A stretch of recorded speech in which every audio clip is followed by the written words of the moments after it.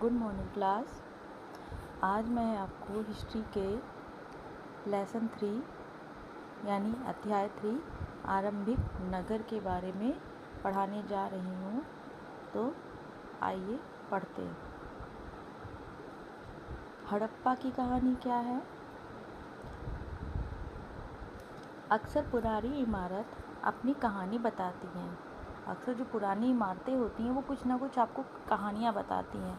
लगभग 150 साल पहले जब पंजाब में पहली बार रेलवे लाइनें बिछाई जा रही थीं तो इस काम में जुटे इंजीनियरों को अचानक हड़प्पा पुरास्थल मिला जो आधुनिक पाकिस्तान में है।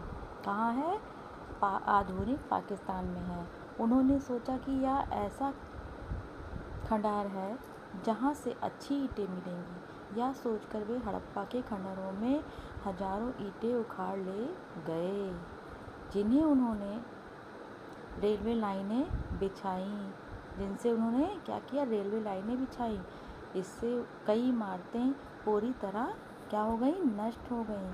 उसके बाद लगभग 80 साल पहले पुरातत्वविदों ने इस स्थल को ढूंढा और तब पता चला कि यह खंडहर उपमहाद्वीप के सबसे पुराने शहरों में से एक है।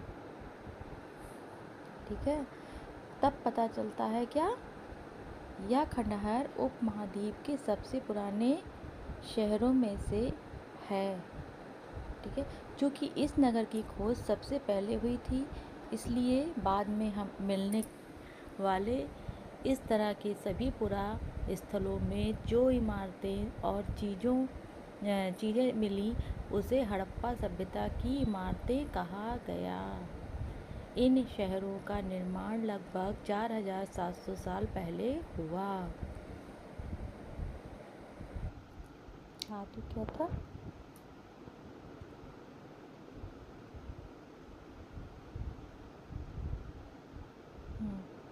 उन्हें पता चला कि यह खंडहर उपमहाद्वीप के सबसे पुराने शहरों में से एक है क्योंकि इस नगर की खोज सबसे पहले हुई थी इसलिए बाद में मिलने वाले इस तरह के सभी पुरास्थलों में जो इमारतें और चीज़ें मिली उन्हें हड़प्पा सभ्यता की इमारतें कहा गया। इन शहरों का निर्माण लगभग 4700 साल पहले हुआ था। ठीक है, ये समझ में आया? आगे बढ़ते हैं। प्रायः पुरानी इमारतों को तोड़कर उनकी जगह नए भवन बनवाए जाते थे। क्या तुम्हें लगता है कि पुरानी इमारतों को सुरक्षित रखना चाहिए? इसको आप बताइएगा। क्या आपको लगता है? सोच के बताइएगा अपनी क्रिटिकल थिंकिंग से। ठीक है, अगला, इन नगरों की विशेषता क्या थी?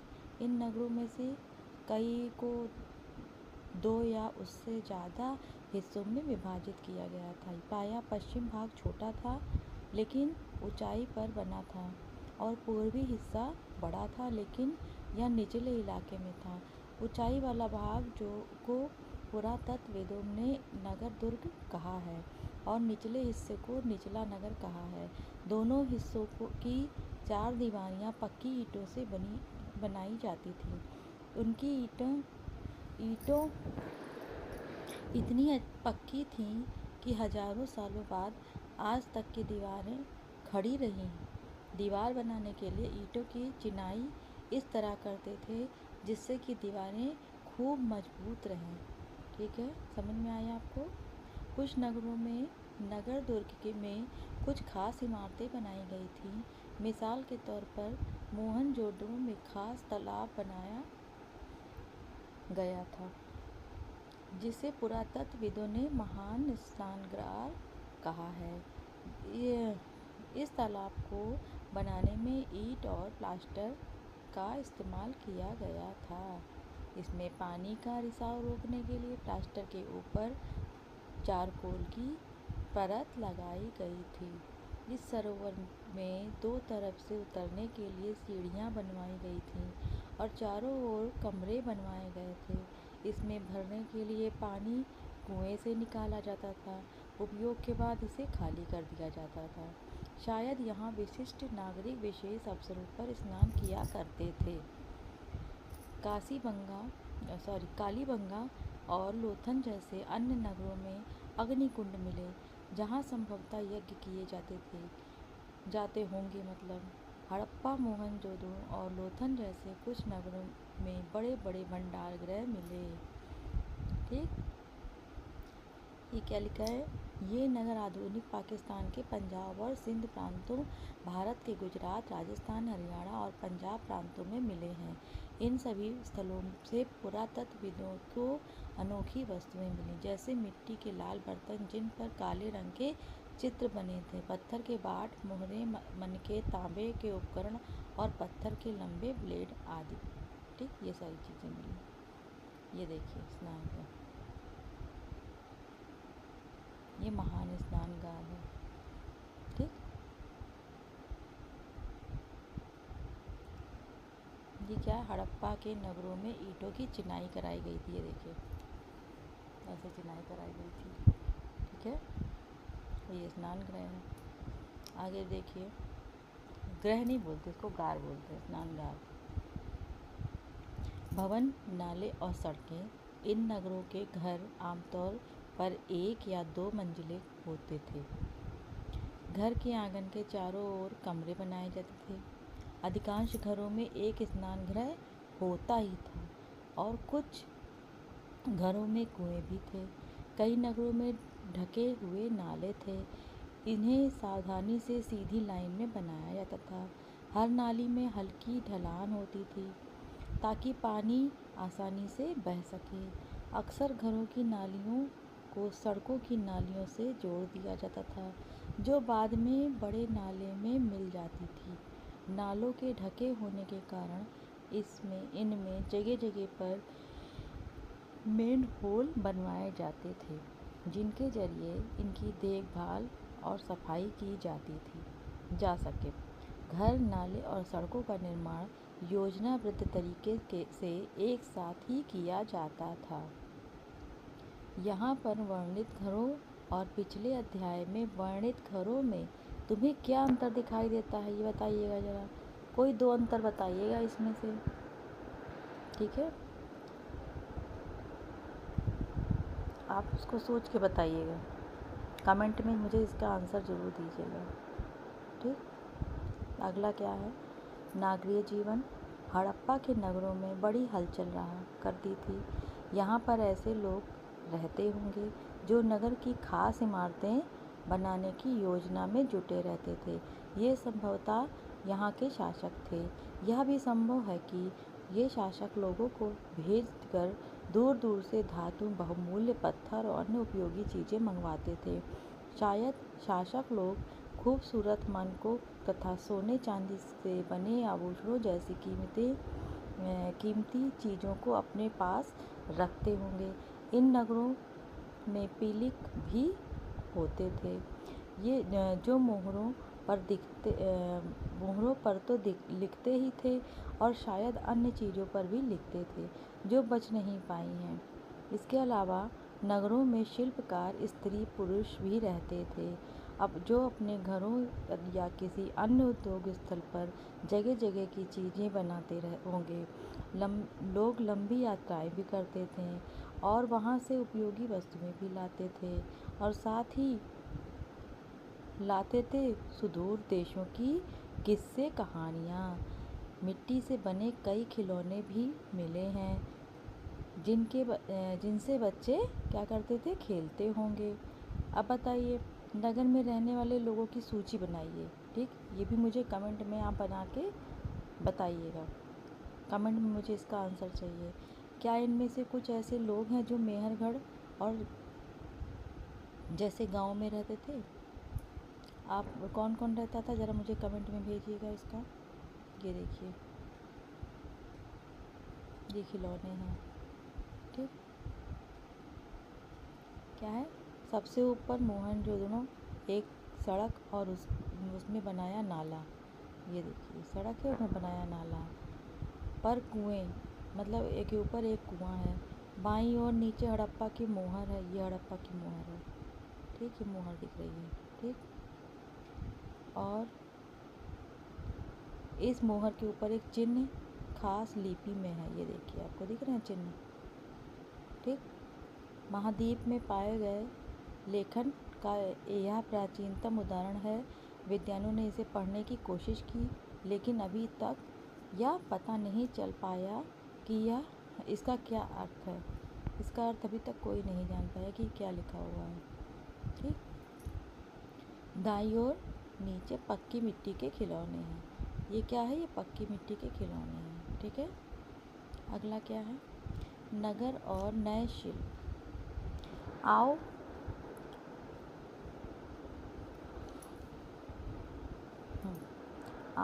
कुछ ऐसी चीज़ों के बारे में अध्ययन करें जो हड़प्पा के नगरों से प्राप्त हुई हैं। पुरातत्वविदों को जो चीज़ें वहाँ मिलती हैं उनमें अधिकतर पत्थर, शाख, तांबे, कांसे, सोने और चांदी जैसी धातुओं से बनाई गई थी। तांबे और कांसे के औजार, हथियार, गहने और बर्तन बनाए गए थे। सोने और चांदी के गहने और बर्तन बनाए गए थे। यहाँ मिली हुई आकर्षक वस्तुओं में मनके, बाट और फलक है। ठीक, ये क्या लिखा हुआ है? ये क्या है ऊपर वाला? पत्थर के बाट हैं। ठीक,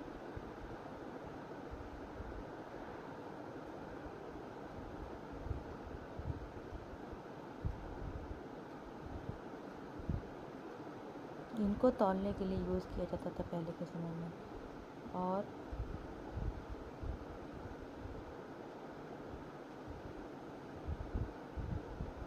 ये मनके बनाए गए हैं। इसके बीच में छेद है ताकि धागा डाल सकें। ये देखिए,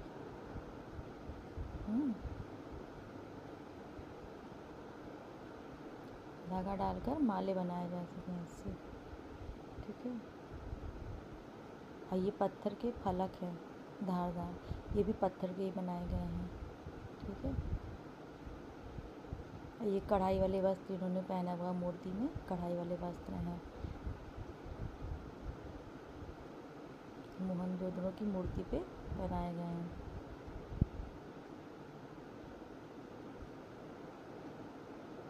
महत्वपूर्ण व्यक्ति की पत्थर से बनी मूर्ति को मोहनजोदड़ो से मिली थी। इसमें उन्हें कढ़ाईदार वस्त्र पहनाए हुए हैं। देखिए, ठीक है, देखा आपने? आगे बढ़ते हैं। हड़प्पा सभ्यता के लोग पत्थर की मोहरें बनाते थे।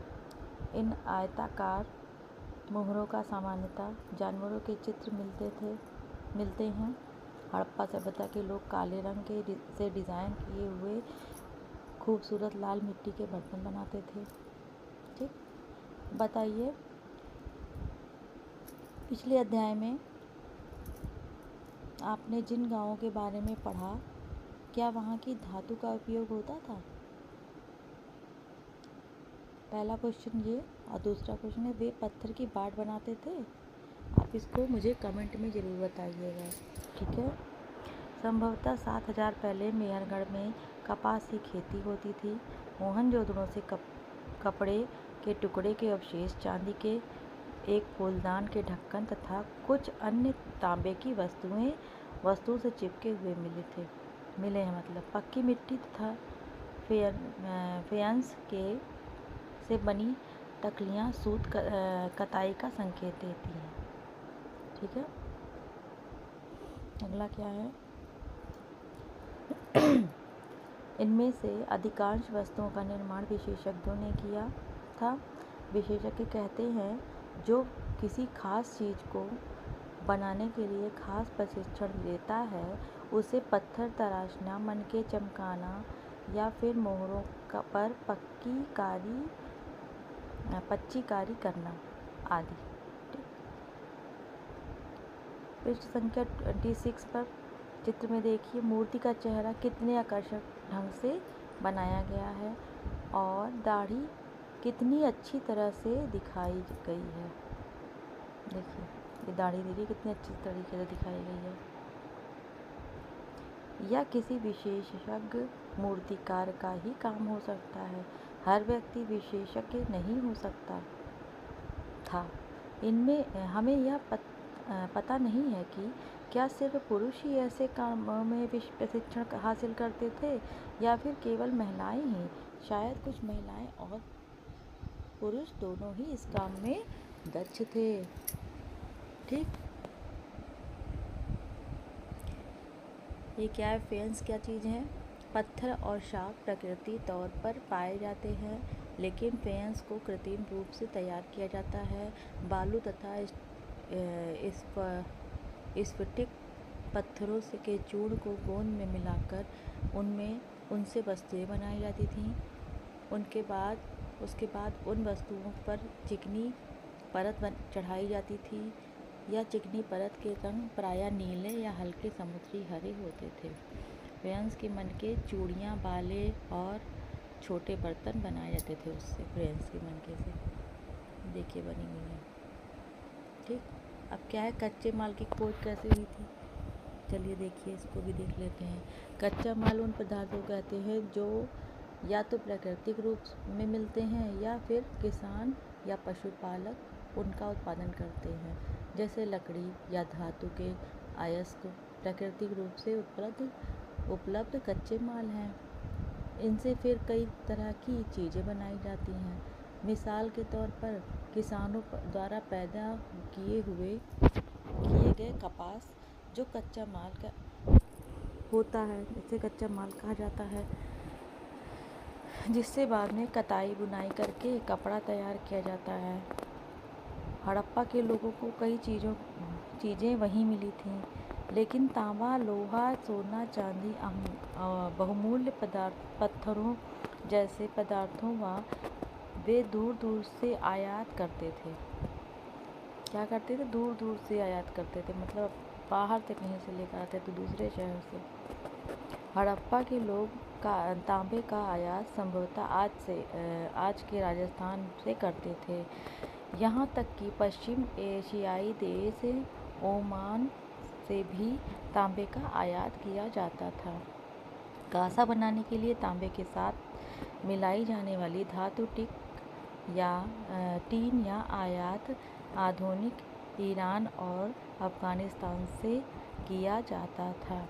सोने का आयात आधुनिक कर्नाटक और बहुमूल्य पत्थर का आयात गुजरात, ईरान और अफ़गानिस्तान से किया जाता था।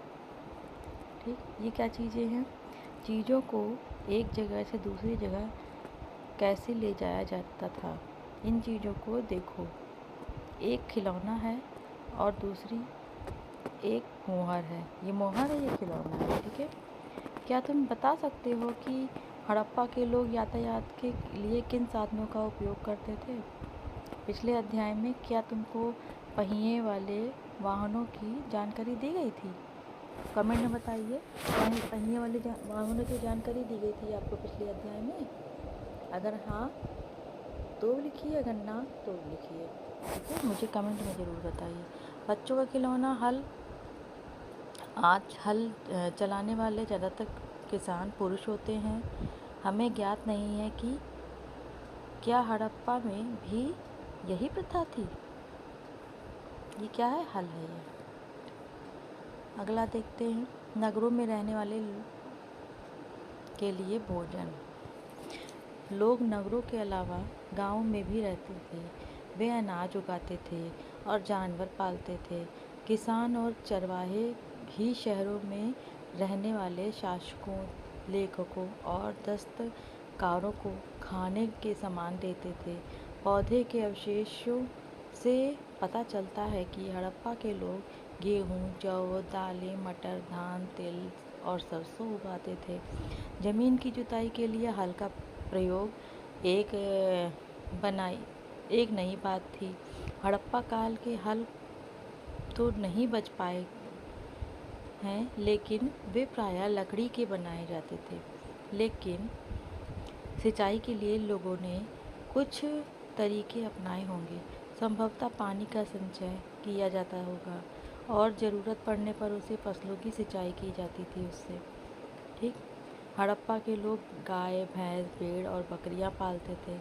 बस्तियों के आसपास तालाब और चारागाह होते थे, लेकिन सूखे महीनों में मवेशियों के झुंडों को चारा पानी की तलाश में दूर दूर तक ले जाया जाता था। वे बेर जैसे फलों को इकट्ठा करते थे, मछलियाँ पकड़ते थे और हिरण और जानवरों का क्या करते थे, शिकार करते थे। ठीक, अगली लाइन क्या है? अगला टॉपिक है गुजरात में हड़प्पा कालीन नगर का सूक्ष्म निरीक्षण। कच्छ के इलाके में कादिर बेद के किनारे धौलावीर नगर बसा था। वहाँ साफ पानी मिलता था और ज़मीन उपजाऊ थी। जहाँ हड़प्पा सभ्यता के कई नगर 2 भागों में विभक्त थे, वहीं धौलावीर नगर को 3 भागों में क्या किया गया, बांटा गया था। इनके हर हिस्से के चारों ओर पत्थर की ऊंची ऊंची दीवार बनाई गई थी। इसके अंदर जाने के लिए बड़े बड़े प्रवेश द्वार थे। इन नगर में एक खुला मैदान भी था जहाँ सार्वजनिक कार्यक्रम आयोजित किए जाते थे। यहाँ मिले कुछ अवशेषों में हड़प्पा लिपि के बड़े बड़े अक्षरों को पत्थरों में खुदा पाया गया। इन अभिलेखों को संभवतः लकड़ी में जड़ा गया था। यह एक अनोखा अवशेष है, लेकिन आमतौर पर हड़प्पा के लेख मोहर जैसी छोटी वस्तुओं पर पाए जाते थे। गुजरात के खंभ की खाड़ी में मिलने वाली साबरमती की एक उपनदी के किनारे बसा लोथन नगर ऐसे स्थान पर बसा था जहां कीमती पत्थर जैसे कच्चा माल आसानी से मिल जाता था। यह पत्थरों, शंखों और धातु से बनाई गई चीज़ों का एक महत्वपूर्ण केंद्र था। इस नगर में एक भंडारण गृह भी था। यह भंडारण गृह से कई मुहरें और मुद्रांकन या मोहरबंदी यानी गीली मिट्टी पर दबाने से बनी हुई उनकी छाप मिली। मोहरबंदी बोलते हैं इसको, जो गीली मिट्टी से बंद किया जाता था इसकी। ठीक है, ये क्या है, लोथन का बंदरगाह है। यह बड़ा तालाब लोथन का बंदरगाह रहा होगा, जहाँ समुद्र के रास्ते आने वाली नावें रुकती थीं। संभवतः यहाँ पर माल उतारा जाता होगा। ठीक है, ये समझ में आ गया आपको? ये लोथन का बंदरगाह है। ठीक, आगे बढ़ते हैं। यहाँ पर एक इमारत मिली है जहाँ संभवतः मनके बनाने का काम होता था। पत्थर के टुकड़े, अध बने मनके बनाने वाले उपकरण और तैयार मनके भी यहाँ मिले। क्या मिले? तैयार मनके भी मिले। ये देखिए किस चीज़ का चित्र है, मुद्रा और मुद्रांकन, मोहरबंदी कैसे होता था। देखिए, मोहरों का प्रयोग सामान से भरे उस डब्बों या थैलों को चिन्हित करने के लिए किया जाता होगा जिन्हें एक जगह से दूसरी जगह भेजा जाता था। थैले को बंद करने के बाद उनके मोहरों पर गीली मिट्टी पोतकर उन पर मोहर लगाई जाती थी। मोहर की छाप को मोहरबंदी कहते हैं। अगर यह छाप टूटी हुई नहीं होती थी तो यह साबित हो जाता था कि सामान के साथ छेड़छाड़ नहीं हुई है। ठीक, जो पहले के समय में लोग सामान किसी के घर किसी जगह पर एक जगह से दूसरी जगह भेजते थे तो उसमें एक मोहरबंदी लगा दी जाती थी, मोहर जैसे, उसको गीली मिट्टी से बंद कर दिया जाता था। और इससे ये पता लगता था अगर मिट्टी टूटी फूटी है, टूटी नहीं होगी, तो इसका मतलब सामान के साथ कोई छेड़छाड़ नहीं हुई है, वो आपका सामान सेफ है। अगर टूटी हुई मिलती है तो इसका मतलब आपका सामान ओपन किया गया, मतलब खोला गया। ठीक है, आज की मोहर का प्रयोग होता है, आज भी क्या होता है, मोहर का प्रयोग होता है। पता लगाओ कि आज की मोहरों का उपयोग किस लिए किया जाता है, हमको कमेंट में बताइएगा। आज की मोहरों का प्रयोग किस लिए किया जाता है? ठीक है, इसको कमेंट में मुझे बताइएगा। सभ्यता के अंत का रहस्य। लगभग 3900 साल पहले एक बड़ा बदलाव देखने को मिलता है। अचानक लोगों ने इन शहरों को छोड़ दिया। लेखन, मुहर और बाटों का प्रयोग बंद हो गया। दूर दूर से कच्चे माल का आयात काफ़ी कम हो गया। मोहनजोदड़ो में सड़कों पर कचरे के ढेर बनने लगे, जल निकासी प्रणाली नष्ट हो गई और सड़कों पर ही झुग्गीनुमा घर बनाए जाने लगे। यह सब क्यों हुआ? कुछ पता नहीं। कुछ विद्वानों का कहना है कि नदियाँ सूख गई, अन्य का कहना है कि जंगलों का विनाश हो गया था।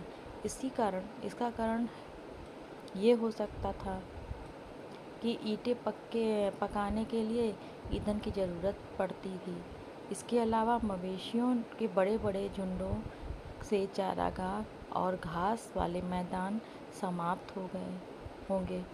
इन इलाकों में बाढ़ आ गई, लेकिन इन कारणों से यह स्पष्ट नहीं हो पाता है कि सभी नगरों का अंत कैसे हो गया। लेकिन बाढ़ और नदियों के सूखने का असर कुछ ही इलाकों में हुआ होगा। ऐसा लगता है कि शासकों का नियंत्रण समाप्त हो गया। जो भी हुआ हो, परिवर्तन का असर बिल्कुल साफ दिखाई देता है। आधुनिक पाकिस्तान के सिंध और पंजाब की बस्तियां उजड़ गईं। कई लोग पूर्व और दक्षिण के इलाकों में नई और छोटी बस्तियों में जाकर बस गए। इसके लगभग 1400 साल बाद नए नगरों का विकास हुआ। इसके बारे में तुम अध्याय 5 और 8 में पढ़ पाओगे।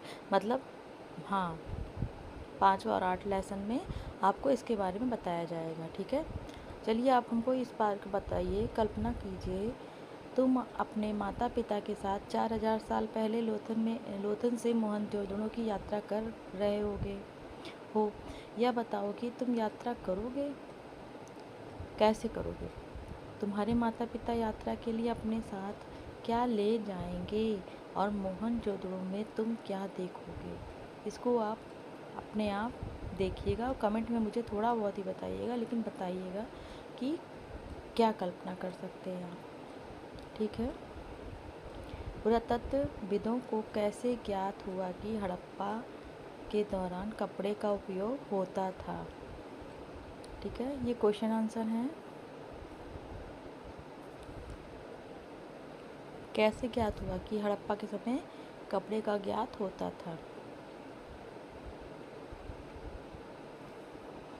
इन क्वेश्चनों का आंसर। हाँ तो बच्चों, इसके प्रश्न आप नोट कर लीजिए। पुरातत्वविदों को ज्ञात हुआ कि हड़प्पा सभ्यता के दौरान कपड़े का उपयोग होता था। कैसे ज्ञात हुआ उनको? देखिए,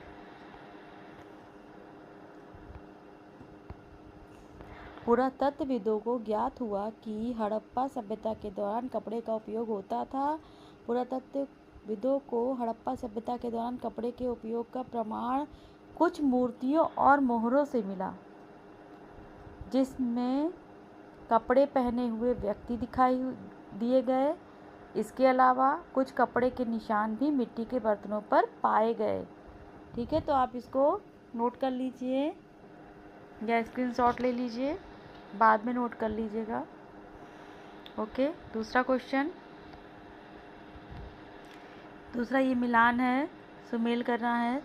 तांबा का क्या है सुमेल? राजस्थान। सोना गुजरात। टीन अफगानिस्तान। बहुमूल्य पत्थर कहाँ थे? कर्नाटक में।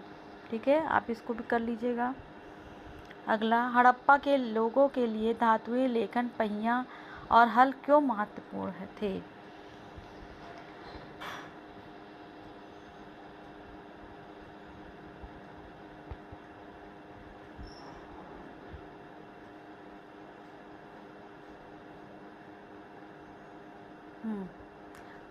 हड़प्पा के लोगों के लिए धातुएं, लेखन, पहिए और हल इसलिए महत्वपूर्ण थे क्योंकि धातुएं औजार, हथियार, आभूषण और मूर्तियां बनाने के लिए।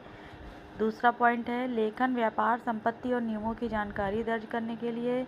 तीसरा पॉइंट है पहिए, बैलगाड़ी और चाक जैसी चीज़ों के लिए। चौथा पॉइंट है हल, खेती को आसान और अधिक उपजाऊ बनाने के लिए महत्वपूर्ण था। ठीक है, आप इसको नोट कर लीजिए। और या फिर स्क्रीनशॉट ले लीजिए। ठीक है, सारे क्वेश्चंस मैंने सॉल्व करा रहे हैं, आप इसको अब एक कॉपी में नोटबुक में लिखते चलिए। ओके, फिर क्या है?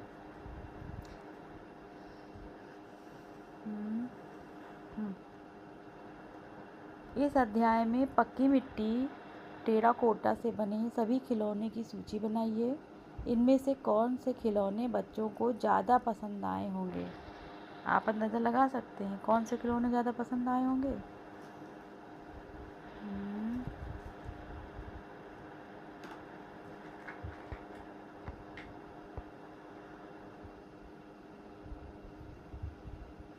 देखिए, खिलौने, बैलगाड़ी, जानवरों की मूर्तियाँ, चक्के वाले खिलौने, गुड़िया आदि। मनपसंद बैलगाड़ी और गुड़िया, क्योंकि वे खिलौने में मज़ेदार और आकर्षक हैं। ये 4 क्वेश्चन का आंसर है। ठीक है, आप इसको स्क्रीनशॉट ले लीजिए या फिर फ़ोटो लिख लीजिए अपनी कॉपी में। ठीक है,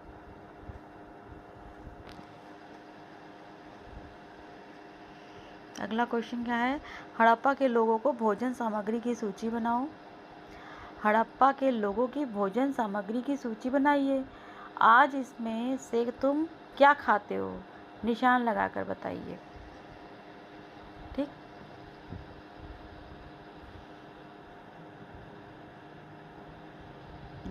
हड़प्पा के लोगों की भोजन की सामग्री सूची है। हड़प्पा के लोगों की भोजन सामग्री क्या है? गेहूँ, जौ, दालें, बाजरा, फल और सब्जियाँ, मछली, मांस, दूध और दूध से बनी चीज़ें, शहद। ये सारी चीज़ें हड़प्पा के लोगों के भोजन की सामग्री है। आज आप क्या खाते हैं? गेहूँ, जौ, दालें, बाजरा, फल और सब्जियाँ, मछली, मांस, दूध और दही से बनी चीज़ें और शहद। ये सारी चीज़ें हम लोग खाते हैं। निष्कर्ष क्या निकलता है? आज भी हम हड़प्पा के समय के बहुत सी चीज़ें खाते हैं। इससे पता चलता है कि हमारा भोजन आज भी अंशतः वैसा ही है जैसा प्राचीन समय में था। ठीक है, आप इसको भी नोट कर लीजिए, इसका क्वेश्चन आंसर है इसका। ठीक है, आप इसको नोट कर लिए, ऐसी बनाइएगा सूची। ठीक है, ये भी कर लीजिए। ओके, आगे बढ़े। 5 क्वेश्चंस हो गए, अब 6 पे आ जाइए। हड़प्पा के किसानों और पशुओं का जीवन उन किसानों से भिन्न था जिसके बारे में तुमने पिछले अध्याय में पढ़ा है। उनके उत्तर में क्या कारण है? तो 6 क्वेश्चन का आंसर है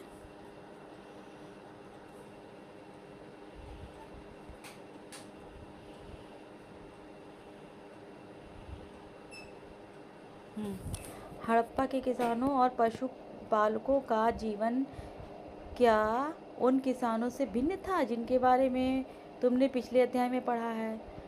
अपने उत्तर में इसका कारण बताइए। क्या कारण होगा? देखिए, हाँ, हड़प्पा के किसानों और पशुपालकों का जीवन पहले के किसानों से भिन्न था। क्यों भिन्न था बताइए। पहला पॉइंट है, हड़प्पा के किसान स्थायी गांवों में रहते थे और उन्होंने बड़े स्तर पर खेती करना शुरू कर दिया था। दूसरा पॉइंट है, वे बैलों और हल का प्रयोग करते थे। तीसरा पॉइंट है, सिंचाई के लिए कुएं और नहरों का उपयोग करते थे। चौथा पॉइंट, उन्होंने गेहूं और जौ और कपास जैसी फसलें उगाईं। पांचवा पॉइंट, पशुपालन में वे गाय, भैंस, बकरी और भेड़ पालते थे। ठीक, पहले के किसान अधिकतर खानादोश जीवन जीते थे और सिंचाई की उन्नत तकनीकें नहीं थीं। सिंचाई की ज़्यादा तकनीकें नहीं थीं पहले के समय में। ठीक है, अगला क्वेश्चन नंबर 7 है। देखिए,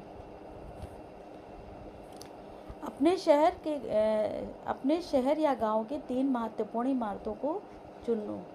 2 शब्दों से बनाओ कि ये इमारतें क्यों महत्वपूर्ण हैं। इन इमारतों का उपयोग किस लिए किया जाता है?